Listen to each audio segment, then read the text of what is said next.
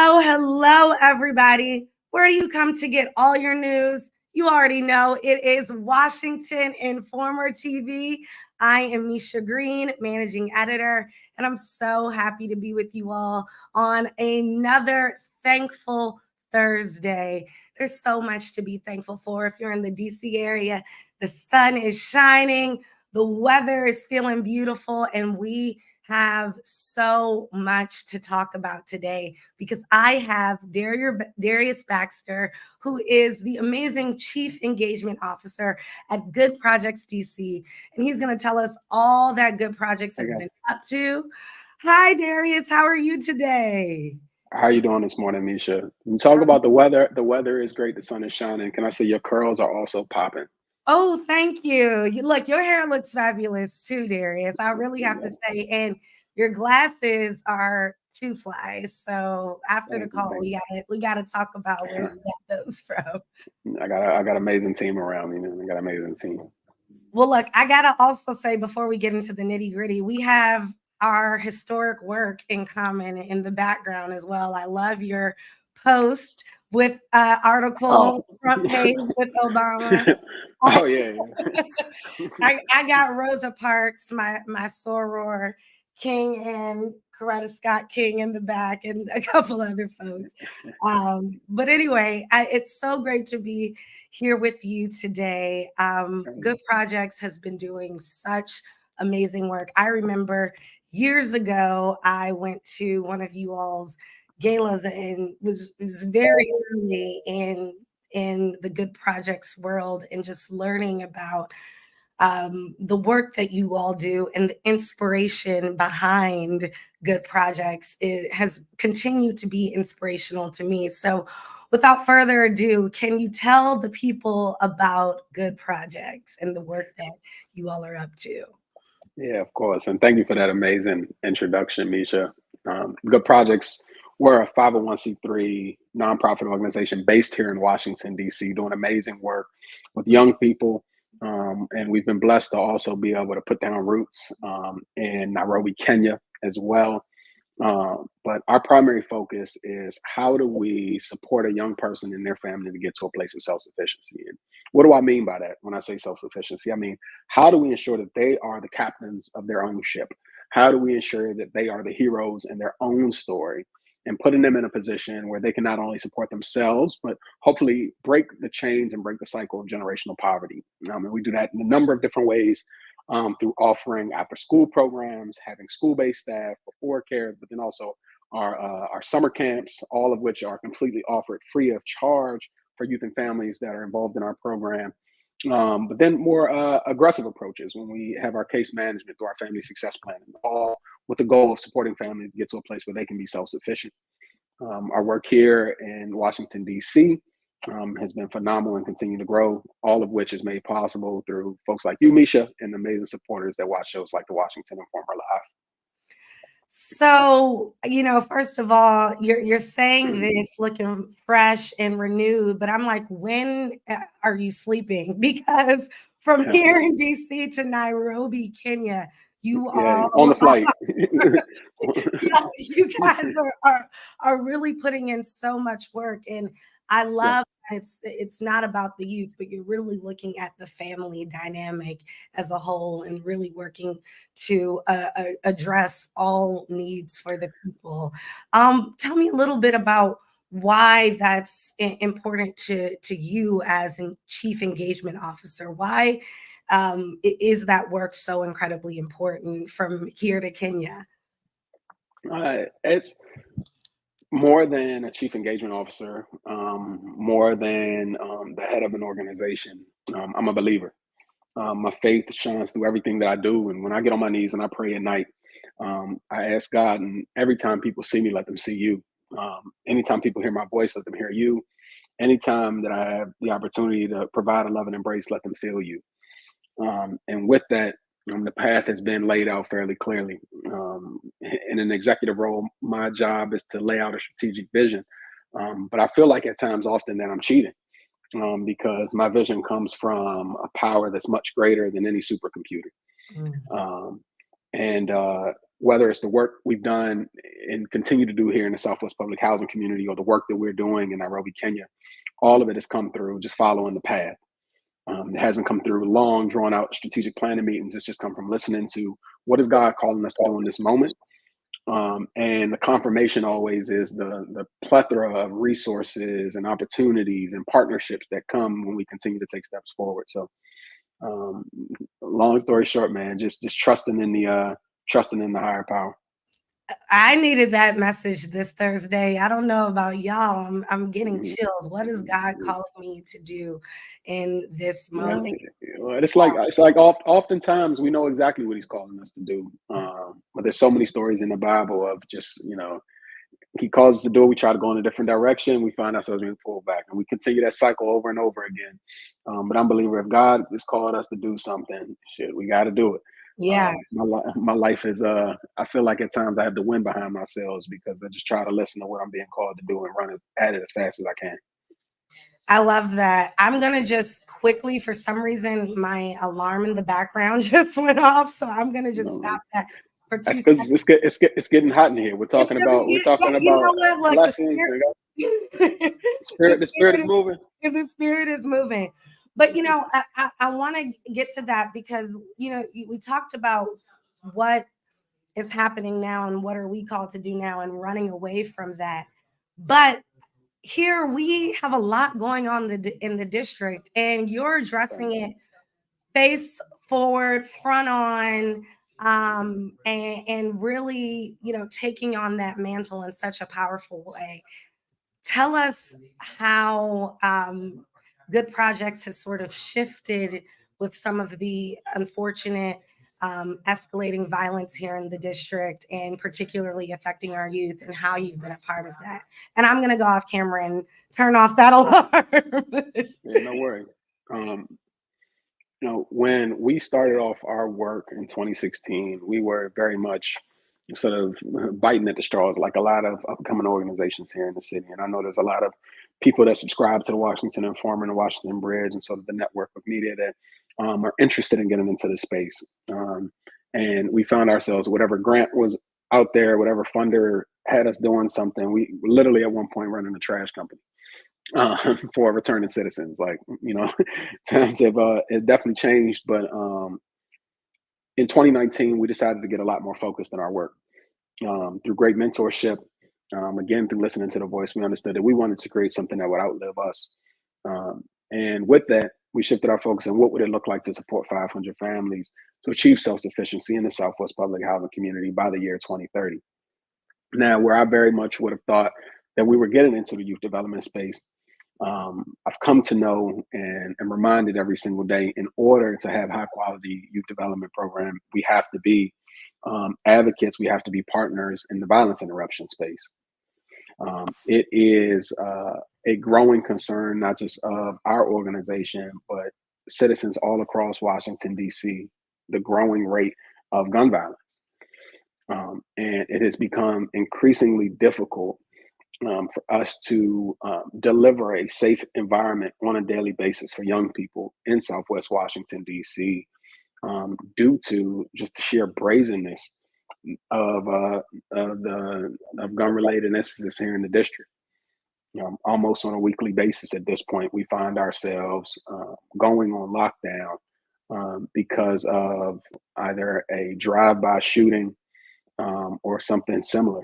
Um, so again, we found ourselves uh, excited to enter into the youth development space, but recently have had to go even deeper into what can we do as an organization to try to, at a, being frank, like how do we make people more hopeful so that they don't want to find themselves involved in that type of lifestyle?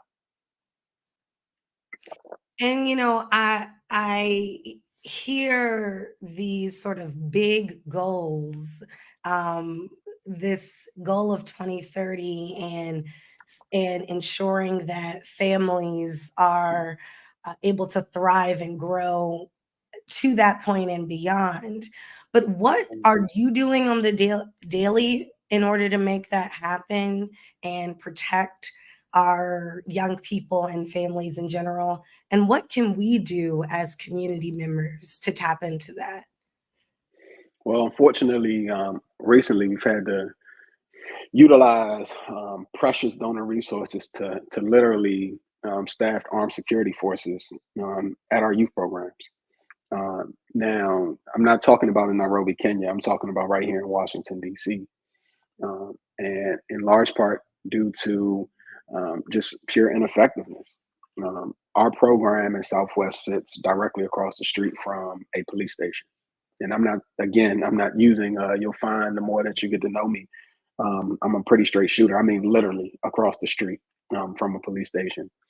And yet, young people find themselves constantly under siege from gun violence in the middle of a war that they had nothing to do with. Um, and it has forced us as an organization where we should be spreading love and peace to have folks walking around, kids that are just trying to get a tutoring session in after school, walking around them with guns to protect them. And again, I'm not talking about in some war torn country. I'm talking about in Washington, D.C., less than a mile away from the U.S. Capitol. And yet, this is not something that we're talking about at a local level, at a national level. We are in the middle of a crisis. Yeah. Um, and again, I know that the Metropolitan Police Department is working very hard and at times are under resourced and understaffed. Uh, but uh, I would think that I would not be the only one that would be gravely concerned about the current state of gun violence in the district. And for folks to feel confident enough to, on a persistent basis, do drive-by shootings across the street from a police station, I think speaks to the current state of the mindset of, and I'm not going to account it solely to young people, but just the mindset of those actors that want to be involved in that lifestyle. I'm blessed to be in a position as the CEO of a thriving nonprofit organization that for me, picking up a gun means that I can hire a licensed and bonded security company. Um, but for a young person, imagine a 6, 7, 8, 9 years old that for their entire life have found themselves looking at a police station, seeing police cars in their community, yet they see people shooting at them. Um, the story is very different, right? And we look at that young person and we look down on them for carrying a weapon. But what we didn't talk about enough was their story growing up and people shot at them constantly and they felt like nobody came to save them. So for us, we've taken more aggressive approaches over the last few weeks, but it's not something that I'm proud of. It's not something that I'm here to brag about. It's not something that I'm posting on social media trying to go viral over. We are literally at a point of desperation, not knowing what to do. When we are literally a community that is directly across the street from a police station and people can openly shoot at us on any given day.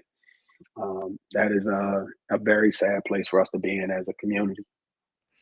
Well, you said something that really resonated with me, and I'm sure our many viewers out there, which is that we're in the middle of a crisis and that Okay. you had to do this and make this decision in order to keep our young people safe, our communities safe. Um, I guess our question, many people want to know, what is the current state of young people in the district? Are they afraid? Um, and this might be really hard, but how are other young folks getting their hands on these weapons? Um, I wouldn't dare speak to sort of the pipeline for how guns get into the district. But I think the current state of access to firearms in the district does speak to the larger conversation around gun control in this country. DC, as a jurisdiction, has some of the harshest gun control laws anywhere in the country, yet we find guns easily accessible to young people and adults. I think that speaks to a much larger issue, one that is well beyond my level of expertise. Uh, but when we can speak to the current mind state of young people, I want to just push that a little broader. The current mind state of any community member. You don't have to be young to hear the sound of a gunshot. Yeah. You don't have to be young to feel the pain of losing a loved one. It's often not just the young people, but the senior citizens. It's moms. Um, it's everyone that just is scared. For the first time, I've grown up in DC my entire life. Um, and for the first time in my life, um, I feel an uneasiness when I walk out of the door. Um, and it used to be, all right, just try to get in the house before midnight because all of that foolishness happens at night. But Right. more and more, we find ourselves in a position where things are happening in broad daylight. And again, to reference back, how safe can I feel? How safe can any young person feel when things are happening in broad daylight across the street from a police station? You know, we have a situation right now in the city that I'm sure everyone is very much aware of, where you have young people from our community that were at school that should have been able to be safe, should have been able to be educated, um, but they found themselves on the other side of a group of people that found it okay to shoot a semi-automatic weapon in broad daylight, driving down a one-way street. And the only people that have been arrested from that incident are the ones that were the victims. Yeah. Right? It's just it's tough for anybody in the district to continue to have confidence when you have bad actors that first off have the confidence enough to commit those types of crimes, and then for whatever reason we have a system of government, of law enforcement, that is not able to pursue and capture those individuals. um, that is a growing concern. And when I see a young person, again, I have the pleasure of working with people sort of on all sides of the field, um, including those that are involved in that lifestyle. And more, I start to feel empathetic for their situation because a lot of times, for whatever reason, um, they feel like being in the streets is a means to be able to make money for themselves and for their families. Um, Man, I'm not talking about on the violent streets. I'm talking about just being in the streets in general. And as a result of that, um, they are obviously putting themselves in a position that is negative. But at no point should it be acceptable for somebody to be able to drive down the street and just openly shoot at them when they're in their own community. Yeah. Um, that is my issue. That is my growing concern. And so, where's hope?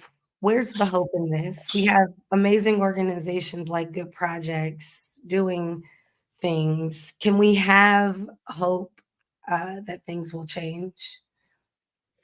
Um, I think as long as there's people that remain in this fight, then there's always going to be hope. And regardless of the current state of gun violence in the district, when you look at the data, violent crime continues to go down, which is something that, especially in Southwest, which is something that gives me a little bit of reprieve. But as long as there's anybody getting shot, I'm going to continue to be in this fight. I'm personally have experience with the loss of my father to gun violence. Um, Here I am, 25 years later, still at times. Uh, Dealing with the ramifications of what it meant to lose a father violently at such a young age. So I know on a very personal level the effects of what losing someone in that way does to an individual and to a family, thrusting us on a pathway to homelessness, leading to periods of depression and drug abuse and different things like that. And that's not a life or a world that I want for any young person. And it's one of the things that motivates me to get up and do my best every single day for them. So we have to continue to remain hopeful. We have to continue to remain empathetic, understanding that a person that finds themselves in a lifestyle where they think so little of themselves and those around them to commit these types of things, they weren't birthed that way. There were things that happened along their journey that made them feel so little about themselves and those around them that that these things were acceptable. And in this work, I would be nothing if, again, if not for my faith. And as hard as it is every single day to make the decision, I just choose to continue to love them Mhm. and ask myself, what can we do as a community? And I'm not just talking about strictly locking people up. But what can we do as a community to make people feel hopeful? What can we do as a community to make people feel like they have something brighter for themselves? To think, okay, when my friend calls me and says, let's go do something, like shoot up a school, that I think to myself, that's not a lifestyle that I want for myself. Um, my goal is to just continue to make it very lonely on the block. And that, by that, I don't mean encouraging police to lock up a bunch of people. By that, I mean giving people enough opportunities so that they tired after school and after work. You know, so that, you're not saying, you telling your friend, hey, I can't stay out all night because I gotta go to work, or I gotta go to school in the morning because I'm trying to graduate. I'm trying to take that next step in my life. You know, and I think that if we approach it from that standpoint, that we're going to continue to make huge strides. And I know there's a lot of people in this city that are doing just that. And so finally, you are doing such amazing work. I know that you have a great team around you, but you Tell can't do it alone. How me. can we, as the community, and I know that we have people checking in, of course, all through DC, but really throughout the nation. Sometimes I see folks coming in from California, Seattle, wherever. So, how can we all tap in to good projects and the work that you're doing, not only in the district, but internationally? Well, All Good Projects is a platform. It's a place, where all we would ever want to be is inspiration. You have a little over 700,000 DC residents. On any given day, you have a little over 2 million people that find themselves in the District of Columbia to work and play. At the same time, to know the data is to understand that a person that too often finds themselves either incarcerated or involving themselves in a type of lifestyle related to gun violence, more often than not, is a person that comes from a household marked by poverty. And when you look at young people marked by poverty in the city, you have a little over 30,000, right? So on any given day, more than 2 million people find themselves working and playing in this city. But on any given day, you have about 30,000 people that find themselves living in poverty. Now, I share these statistics because so often you hear everybody just grab one. um, and, it sounds sort of like a cliche, uh, but it's true. Uh, and based on the odds, everybody don't even got to grab one. Everybody can just grab like a quarter of one, based on the statistics. But um, my challenge to everybody, we have between Kenya and here in the district over any given year with an amazing team of over 40 people, we touch thousands of people's lives. I'm not calling on folks to do that. Um, but whether it's your cousin, whether it's your neighbor, whether it's the kid that stands outside of your job, whether it's a young person that you see on Instagram, maybe doing some things they're not supposed to, or maybe doing some things they are supposed to be doing, and you want to pour into them. My challenge is everybody to just get one mentee, just one. Mm. I'm not asking people to stand up organizations. I'm not asking people to spend millions of dollars. You don't even have to come to Southwest. I know that commute could be tough sometimes, but somebody in your life, to wrap your arms around them, even if they're not involved in this type of lifestyle. The goal is to try to keep as many young people out of it as possible. Just make one person under the age of, I'll say, 28 in your life feel loved, feel supported, feel like their dreams and visions can be a reality. I'm blessed at 30 years old to have achieved literally my wildest dreams that I could have thought of as a child. But I'm more blessed to be able to go into a center and see young people that feel confident every single day. To see young people that literally, I had to break up arguments this week because they were arguing over who was smarter. Like those are the type of arguments that I want, Yeah. like we settled it with a math off, like, these are the types of problems that I want to have. So, but again, I'm just one person that's surrounded by a lot of great people, but everybody has the ability, everybody has the opportunity, everybody has God given skills and talents that we are called to share with the world, not just can, but called to share. I just encourage everybody to just take up the mantle with one. Wow. Okay, I'm taking liberties. We're running too late, but I got to ask you this. Who was Mhm. your Mr. Darius? Who was your one person? Mm, that's an amazing question. And I can't point to one specific person. God obviously had a plan and a purpose for my life, because it felt like at every stage of the journey, there was somebody that invested in me and poured into me, whether it was when I was in elementary school, Mr. Johnson. I remember I was like in fifth grade. I call it a fist fight, but looking at the kids now, there was no challenge. I mean, he put me, my mom probably don't know this story. I was so frustrated after the death of my father, and I would take it out on everybody and anything. And I remember I tried him one day and he put me in like a chicken wing, and I thought I was gonna get suspended from school. He pulled me in the bathroom. He said, "Look, man, I ain't gonna tell on you. Um, but first off, that's never gonna happen again." And he made me for like 2 weeks stay with him for recess. And every recess he would just pour into me, pour into me, pour into me, pour into me. And I'll never forget that. Um, and he was a constant in my life in elementary school. When I moved to high school, it was a guy by the name of God rest his soul, Bubba Roland Grimes, former Syracuse running back, and he would tell everybody that asked. And Bryce Bevel and Coach Chapman, a lot of great football coaches around me that believed in not only my athletic ability, my academic ability, and my leadership abilities. When I got to college, it was Father Raymond Kemp, Catholic priest, who, when I was again dealing with some of the hurt and pain from the loss of my father, continued to pour in me and steer me back to Christ and let me know that God was always in control of my journey. To even now, as an adult and as a young entrepreneur, so many people, from a Frank Luntz to a Timothy Shriver to a Jesse Dillon, and so many people, if I forgot you, blame it on my head, not my heart. Because there's just so many people that have poured into me along this journey. And obviously my mom, who has always been a constant and a great example. Um, it was just so.